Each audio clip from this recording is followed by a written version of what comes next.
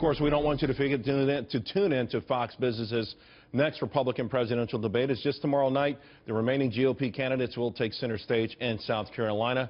And Maria Bartiromo and Neil Cavuto will be the moderators of the 9 p.m. showdown. And they join us now from Charleston. All right, guys, what should we expect, particularly in light of how the stock market has begun 2016? Did he say tomorrow night?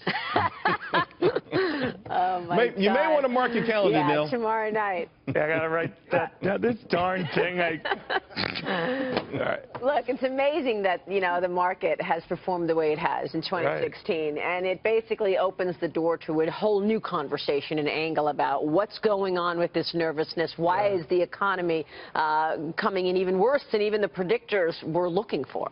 I remember one great debate Maria done when she was at, the dark shadow place. And the other guy. Remember that? And with the day I think you did it, was a big tumble in the markets. Yeah. So I don't want to say anything disparaging about Maria, but it seems everywhere she goes, markets tumble.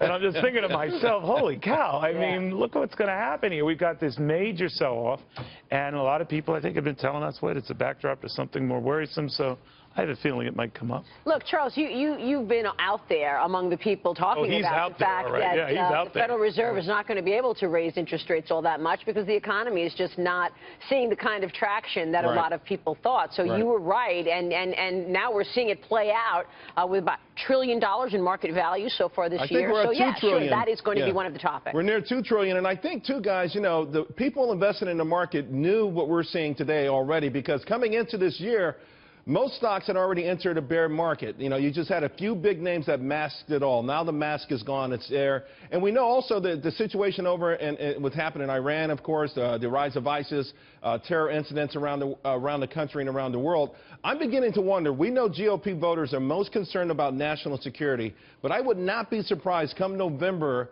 that the #1 issue is back to the economy, back to your pocketbook issue. So I'm pretty sure you guys got to hit them on both. Well, if obviously this keeps up, you got to worry, because a lot of these sell-offs, they're punctuated in the final 15, 20 minutes of trading. Generally not very technically, inspiring here. But I do think that people are hearkening back to, could this have a 2008 feel?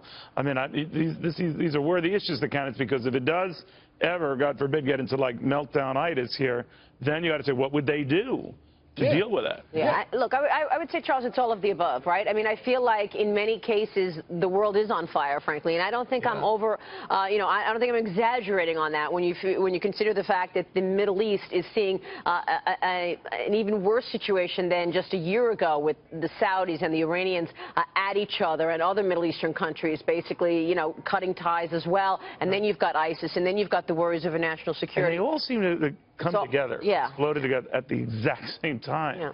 And I know, to your point, and I know, Charles, you've mentioned, and Maria certainly has mentioned it, this idea that, all right, well, even with this big run-up we had in the market, very few have participated on like prior market rallies, but they do know what it's like when markets are free-falling, and they do know psychologically effect this has, and a market can lead an economy, which gets back to leading the market and back and forth.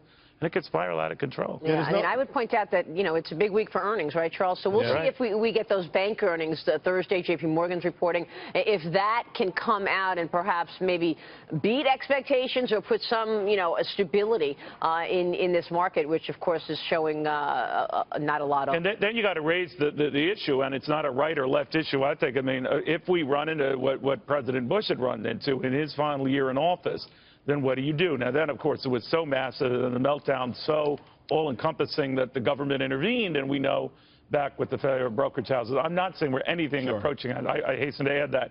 But these candidates, by and large, are all laissez-faire type candidates. Don't touch, don't get involved. Well, that's quite another story when you talk about your constituents or potential voters' bank or their institutions. So then it gets to be a slippery slope. Yeah, and then don't forget, we're 2 days away from the State of the Union, right? And we're 2 weeks away from Iowa. So a lot of things happening with the first debate of 2016. I think frankly, it's game time now. People are going to start looking at the candidates and start figuring out if, in fact, which person they agree with, and they're going to start peeling back the onion and recognizing the policies and how each one differs. Well, and Charles, one thing that was very interesting You heard Poor Charles, we keep talking. I know. Charles, you just pipe down. The one thing that's kind of interesting is you hear all these candidates say, all right, well, the president was giving this rosy scenario view of the economy, and then he was mocking them for saying they're in some alter universe.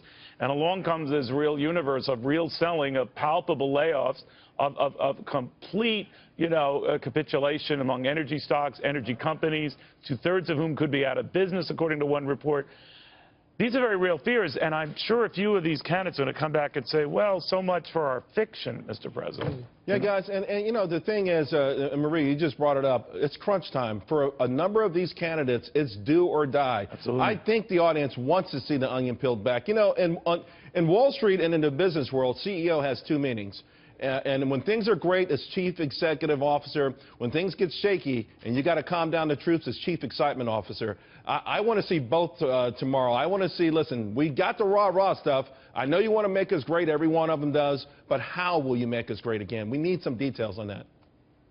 Yeah, and you know what? I think this election, more than anything else, is about leadership. Yeah. And, in life, you get thrown curveballs, and it's not necessarily the curveball that's important, but how do you catch that ball? And what do you do in the face of upset? And how do you lead? So I think when you have a situation like this meltdown in markets and an economy that is underperforming, you're going to be able to see which person out there actually has the goods to lead in a tough situation. And what kind of signs are there? We talked about it before with history. I mean, what candidate out there could emerge out of nowhere? Who would have thought it would have been Bill Clinton in 1992 in that so-called field of seven dwarfs who had no chance to challenge George Bush Sr.? He emerges as this bigger-than-life figure. We saw John Kennedy play much the same role in 1960, emerge out of this group of candidates of whom he was not considered a major player. And so you never know. One of those people will emerge. And even more recently, I mean, listen, at this time in 2008, very few people thought this guy named Barack Obama had a shot. So you're right. It's still wide open. Right. We can't wait for you guys to help settle the dust because we're anxious. We need leadership. Maria, Neil, we'll see you tomorrow night. The stakes are high. All right, they are Thanks high. so much. Thanks very much, Charles.